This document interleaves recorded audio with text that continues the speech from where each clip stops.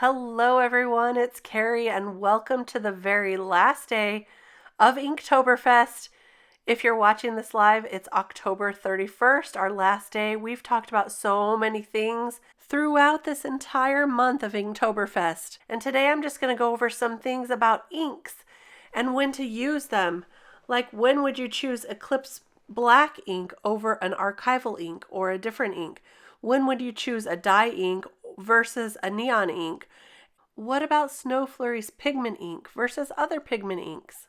Or different papers. Now we've covered a lot this whole month, and Alexandra even went through a whole bunch of things on inks and papers during her INKtoberfest All About Ink Day.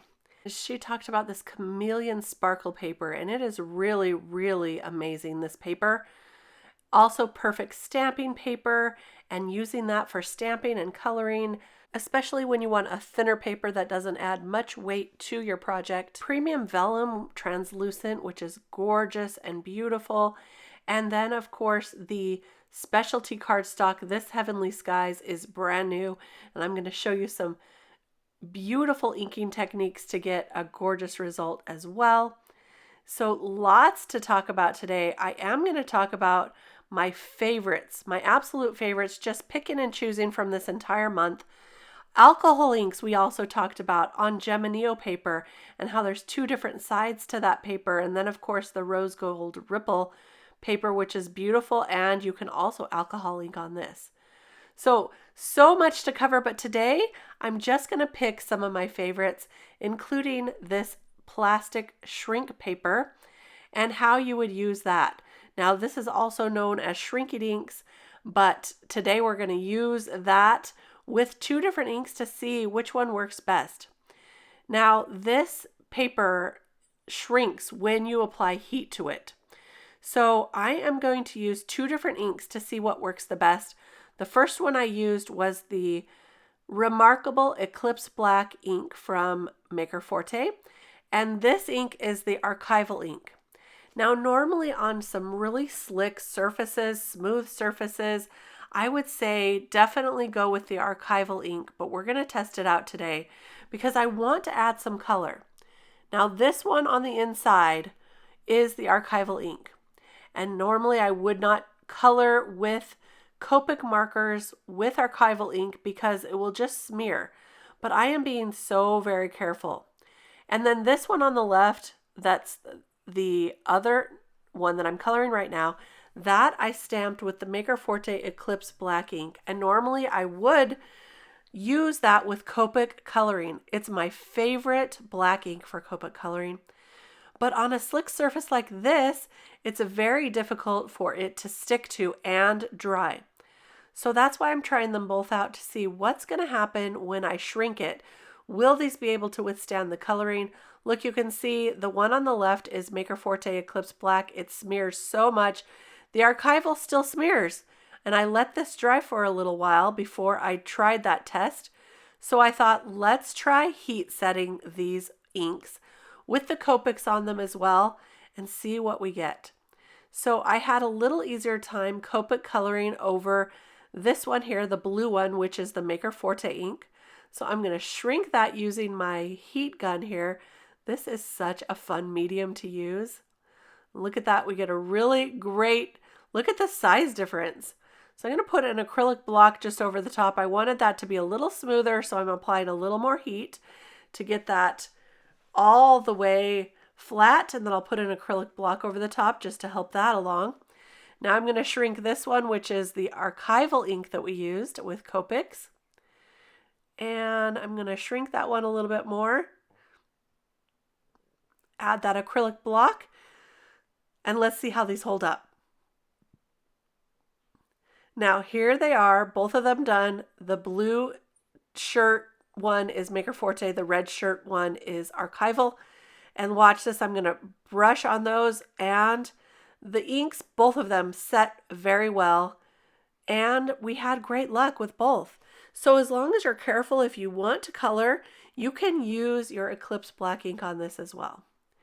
Now, how about acetate? Now you would think on acetate you also need to use some kind of archival ink to get this to set. But if you use the kind of acetate that withstands heat, this is embossable plastic acetate sheet right here, you can use any ink and then emboss over it with some clear embossing powder. I'm going to use the Snow Flurries pigment ink. Now, a pigment ink is notorious for not drying very quickly on any surface, but especially on acetate. But today I'm going to use that Snow Flurries pigment ink, add some white embossing powder over the top, and we're going to heat set that, and it's going to turn out really great. So there's always an exception to the rule when you're using inks. Here I'm using one of the Splatter stamps from Maker Forte. This is the Splatter stamp, I think it's number 3 in the series. And I stamped that also with the pigment ink. And now I'm going to add some embossing powder over the top as well. Now I did get a few stray pieces of embossing powder, so don't forget to use your anti-static powder bag before you do any embossing. Now when I'm doing this, I am taking the heat tool towards the acetate and then taking it off the acetate. So I'm doing this in short little bursts of heat. And if you do it like that, your acetate will not bend or buckle or melt, and you get a really great result. So look at that. We used pigment ink on an acetate, which is unheard of, but look at that. You can still do that if you know these few simple tricks. All right, now let's go to that Heavenly Skies paper. This is gorgeous paper all on its own. But did you know you could ink blend on this paper with dye inks? I'm going to use the Maker Forte dye inks here in some of my favorite colors, starting with Blue Raspberry. And by the way, that red mark on my finger is not an open wound. I managed to get some Copic marker there on my finger, so apologize for that. But, you know, it happens in crafting. Let's go in with some tartan teal now, which is much darker blue-green and a beautiful color. And we'll go ahead and blend that on, and Coronation Purple will be next. Now this paper is so great for blending.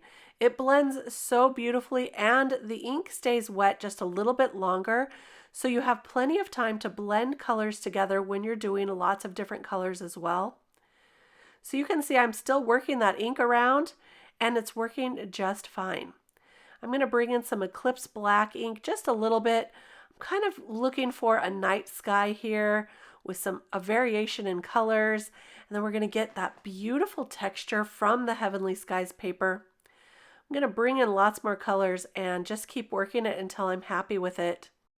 Now you can see that my fingers are making fingerprints there on the paper, so I do recommend taking a piece of mint tape or some kind of post-it note and using that with your fingers, which I will do in just a minute as soon as I figure out, oh, I've got lots of fingerprints going on here. So that's how you know this paper, there you go, there's the mint tape. This paper is really great for blending inks. So look at that beautiful color, but when we put that acetate sheet over the top, the color kind of fades into the background. So I want to bring that a little bit brighter, a little more vivid into the forefront. So look, I'm just going to add ink. I'm going to add a lot of ink here. So it's brighter, more vivid, and more exciting in the background. Now look how great this still blends.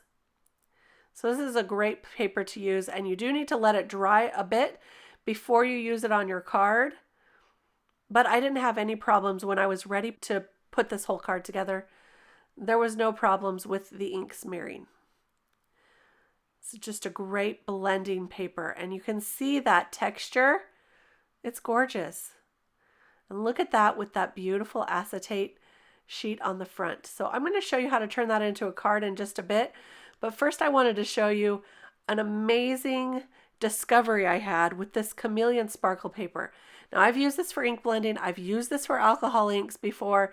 It works so great with both of those techniques, but I didn't know that it would work with colored pencils. You can use Copic markers on this as well for coloring. So that's why I was thinking, Okay, let's give it the test with colored pencils. So I've got some Eclipse black ink, and you can see that this dye ink wants to sink right into this paper. It's not going to get a really great result. I tried it 3 or 4 times, and look at that. So now I'm going with a pigment ink. I'm going with the VersaFine Onyx black ink and stamping that a few times, and I got a much better result. Excuse my hair there. I forgot to put my hair all the way back for this video, which I normally do.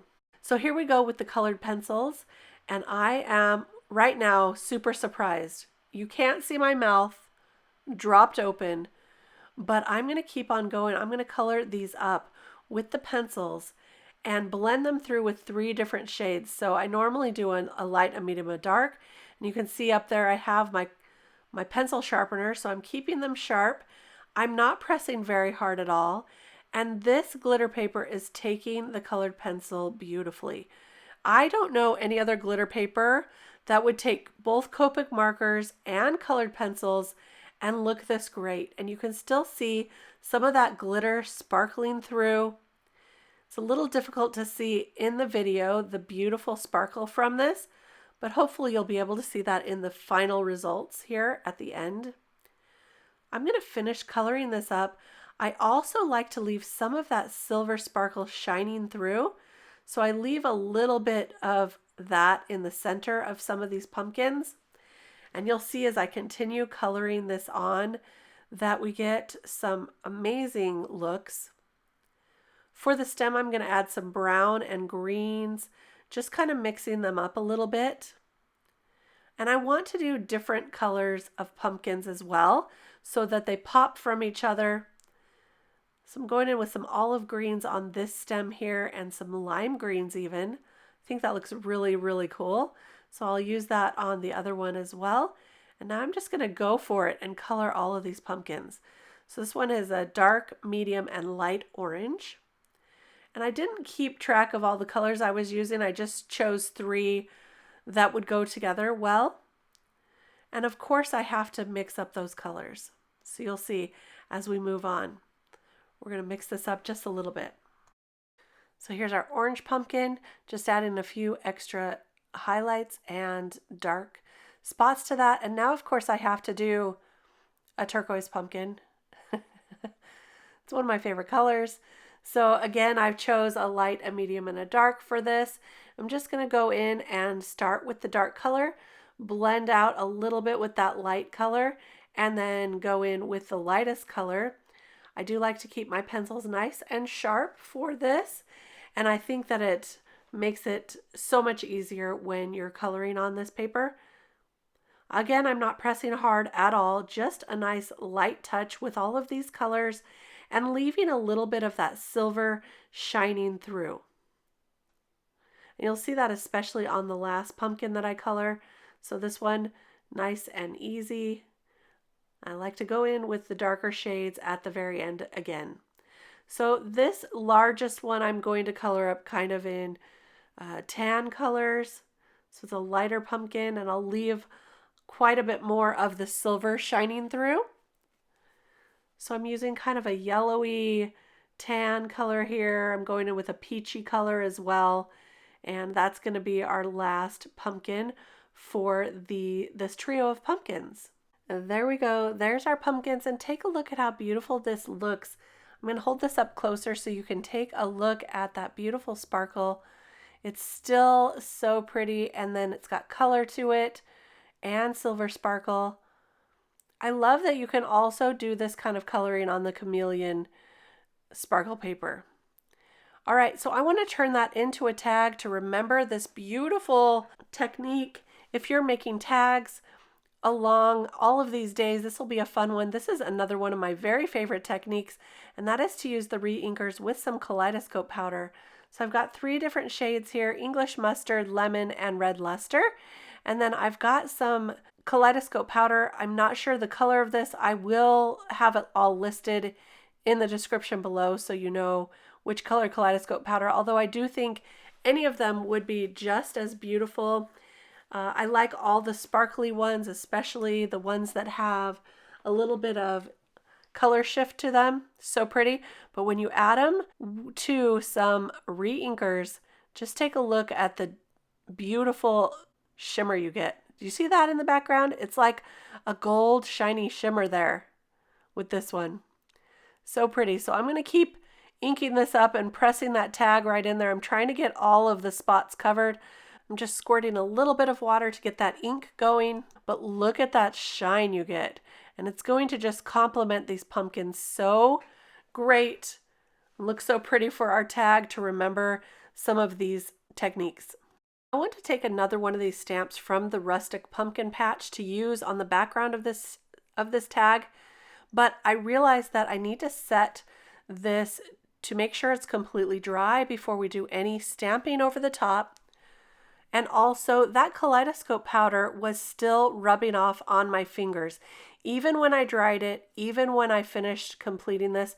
So before I stamp it, I did check it, make sure it was dry, and that kaleidoscope powder was coming off. I wanted to set that with hairspray. So you can use any kind of fixative. I just used this cheap hairspray I got from the Dollar Spot.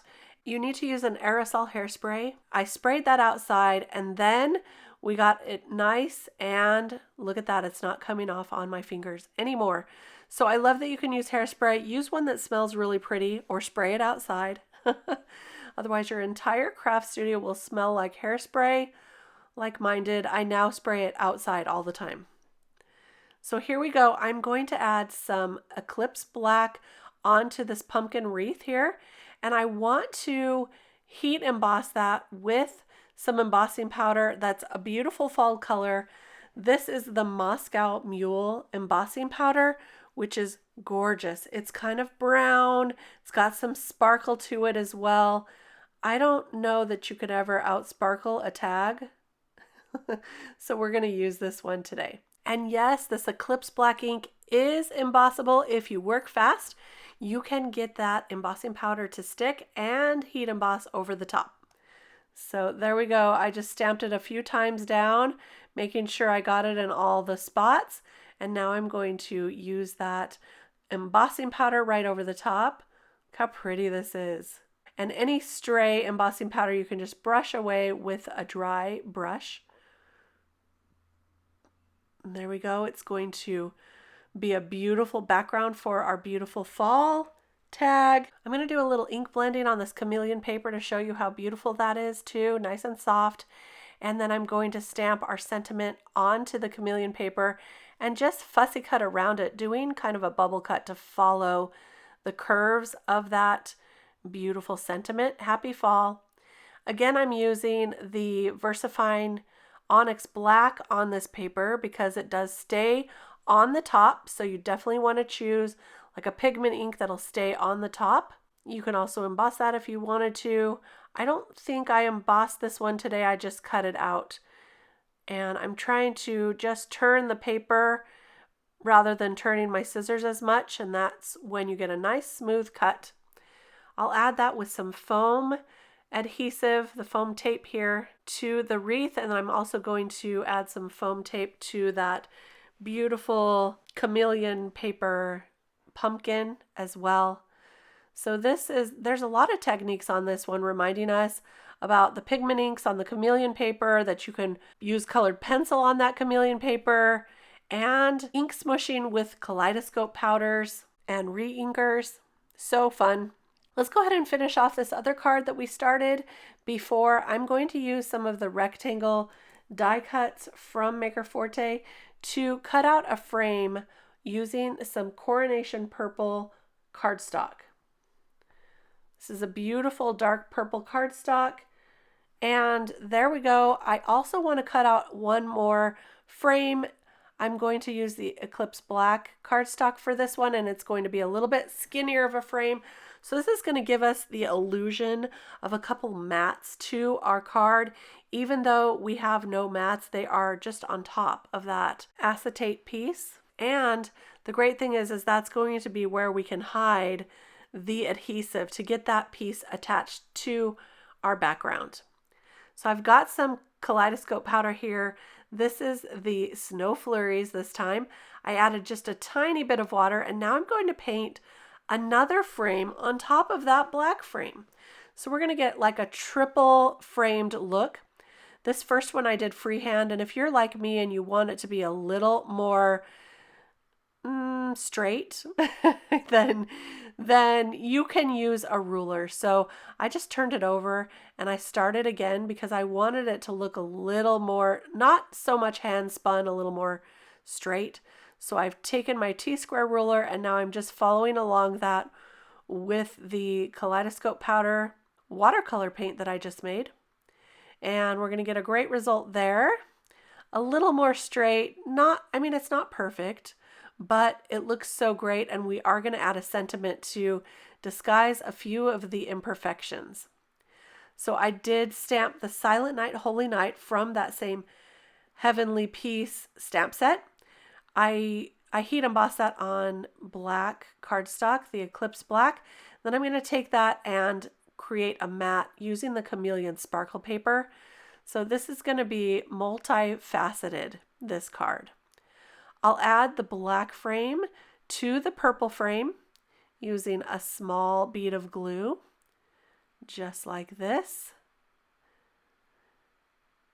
And then we can go ahead and attach the acetate to that frame. I'm going to use some foam tape for this. It was a little bit thick for me, so I did cut it in half for these side pieces. I didn't want to get any of that showing through the front of the card. So you can cut that down if you find that you need to.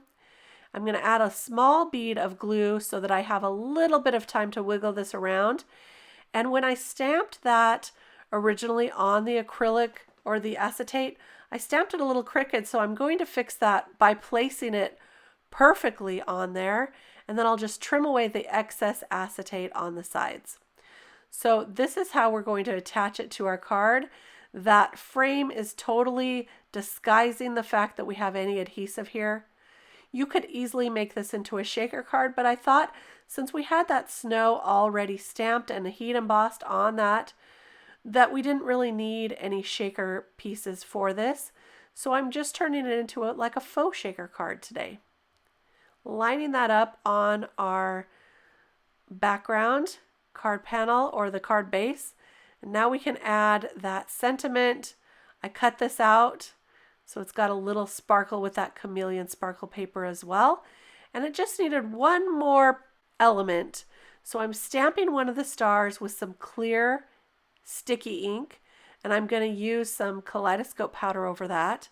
I started out with that yellow kind of vanilla color at first, and it wasn't bright enough for me for this card. So I'm using some of the snow flurries and then setting that with my hairspray. I'll cut that out and add that to the top using some foam tape as well. And that's going to finish this card. And remember, you can still see that Heavenly Skies paper with the details to that in the background with the ink blending as well. So lots of techniques on this card also. There's a little bit of a look there with that embossing and all of those layers. You may not be able to see it in the video, but there's some great detail in the background too. Here's our tag that we made with some other techniques. And I just love how these are turning out. Just wanted to remind you that you could use that Chameleon paper with alcohol inks. Here's the Geminio paper that we used alcohol inks on as well. Turns out so great with some stamping over the top using archival ink. And then of course our beautiful shrinking inks with the shrink plastic using both archival and Eclipse black. I wanted to share with you I also used Eclipse black on vellum, but I did heat emboss it with clear over the top. So you can use a lot of these inks for different applications depending on what you're looking for. Hopefully you enjoyed Inktoberfest throughout this entire month. If you're creating your tags, we really would love to see them. Be sure to tag us on social media. Remember, you can go back and visit any of the presentations from the entire month. They're all on YouTube on replay. And don't forget to join us next year for an all-new Inktoberfest with new inspiration. Thank you so much and enjoy your crafting. Bye-bye.